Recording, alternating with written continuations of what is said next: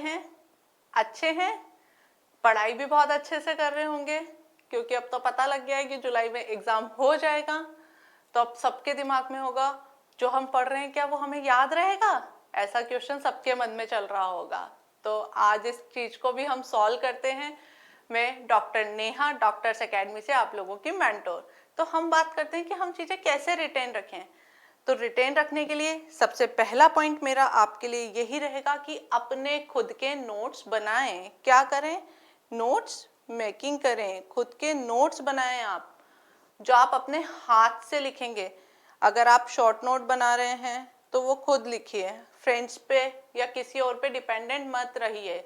आप लोग अपनी नोटबुक लेके बैठें, नोट्स बनाएं, अंडरलाइन करें। आप अपने फ्रेंड्स की जेरोक्स ना करवाएं, हमेशा नोट्स अपने हाथ से बनाएं। उसके बाद आपने शॉर्ट नोट बनाया। Second is flash card. Flash card जानते हैं क्या होता है? जिन बच्चों से मैं बात कर रही हूँ वो लोग बखूबी जानते होंगे फ्लैश कार्ड क्या है। मैं एक बार और बताती हूँ। फ्लैश कार्ड, प्लेइंग कार्ड देखे हैं, वैसे ही होते हैं फ्लैश कार्ड। फ्लैश कार्ड पे आप अपनी चीजें लिख लीजिए जो आपको याद नहीं होती। जैसे एग्जाम्पल्स हो गए, हम एनिमल किंगडम पढ़ते हैं, बहुत सारे एग्जाम्पल्स होते हैं, तो आप उनको लिख लीजिए।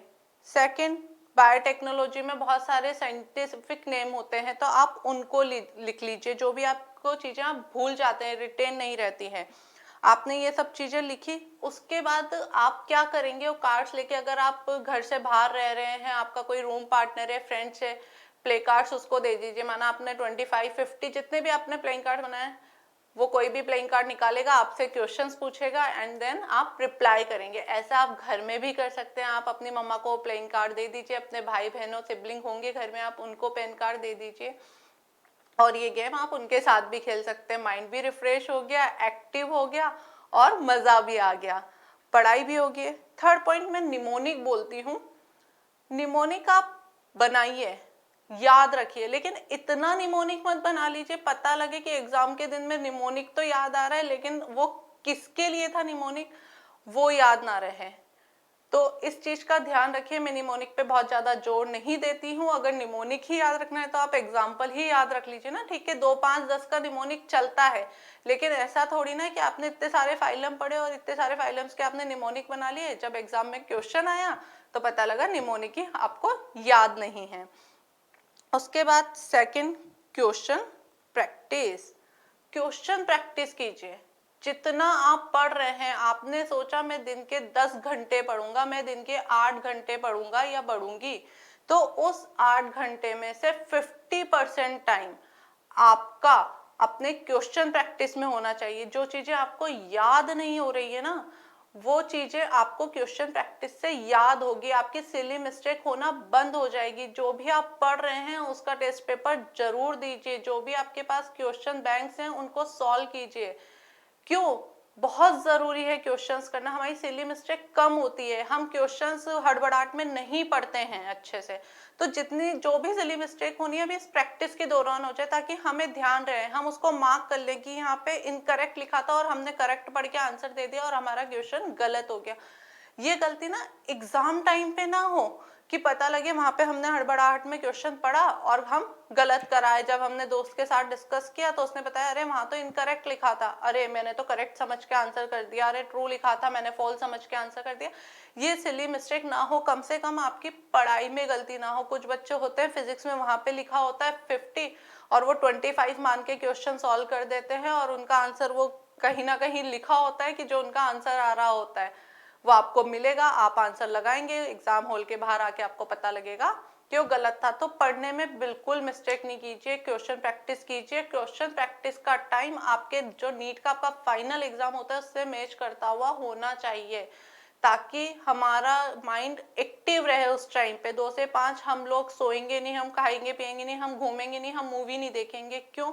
क्योंकि उस समय हमें हमारा माइंड बहुत एक्टिव रखना है। जब नीट का एग्जाम होगा वो सेम टाइम पे होगा, अब जिस सेम टाइम पे होगा उस समय अगर हमें सोने की आदत पड़ी हुई है तो हमें बहुत नींद आएगी, हमारे लिए बहुत मुश्किल होगा क्वेश्चंस पढ़ना, न्यूमेरिकल्स बनाना।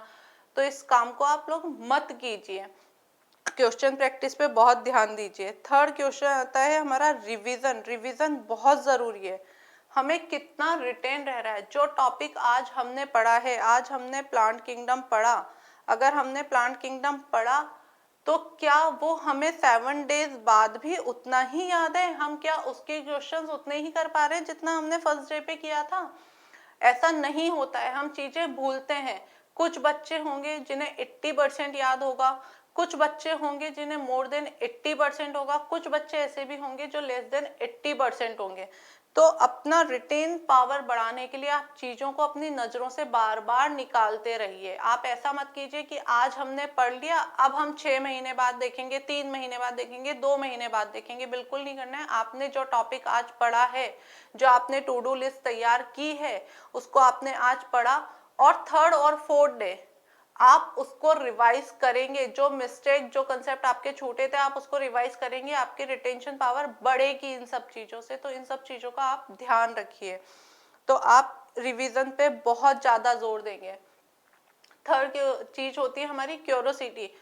क्वेश्चन कैसा आएगा, क्यों आएगा? बहुत सारे क्वेश्चंस उठते हैं, लेकिन तो अपने में क्यूरियोसिटी लाइए, जानिए, रटिए मत चीजों को। कंसेप्चुअल पढ़िए, क्यूरियोसिटी के साथ पढ़िए कि ऐसा क्यों हुआ, कैसा हुआ। ये बहुत ज्यादा जरूरी होता है। जब आप बायोलॉजी पढ़ते हैं, एनसीईआरटी की कोई लाइन पढ़ते हैं, तो ये सोचिए कि एग्जामिनर इस लाइन से कैसे क्वेश्चन बना सकता है। अगर आप ये जिज्ञासा रखेंगे तो आपके लिए चीजें आसान हो जाएगी, बहुत मजा आएगा। उसके बाद हम बात करते हैं, हम बहुत सारे नाम, बहुत सारे साइंटिस्ट के नाम, बहुत सारे साइंटिफिक नेम ऐसे होते हैं जो हमें याद करने होते हैं, लेकिन हमें याद नहीं रहते हैं। उसके लिए आप कीजिए कि आपके आसपास जो भी चीजें हैं, चाहे वो आपका पीलो हो गया, आपका कॉम्ब हो गया, आपकी क्रीम हो गई, आपका सोफा हो गया, आप उनके नाम उस पर रख दीजिए। बार बार उनको उसी नाम से पुकारिए, आपको चीजें याद होने लगेगी। तो ये बहुत छोटी छोटी ट्रिक्स है जो आपको एग्जाम में बहुत काम आने वाली है, और ये आप देखेंगे जब आप अपना नीट का एग्जाम को देंगे।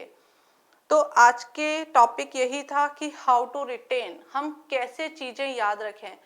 आप इन सब चीजों को अपने दिनचर्या जो है उसमें अपना लीजिए, आपको बहुत फायदा होगा, ऐसा मैं आपसे वादा करती हूँ। और आपके एग्जाम्स में बहुत हेल्प करेगा। हमें तो मेडिकल कॉलेज जाना है ना।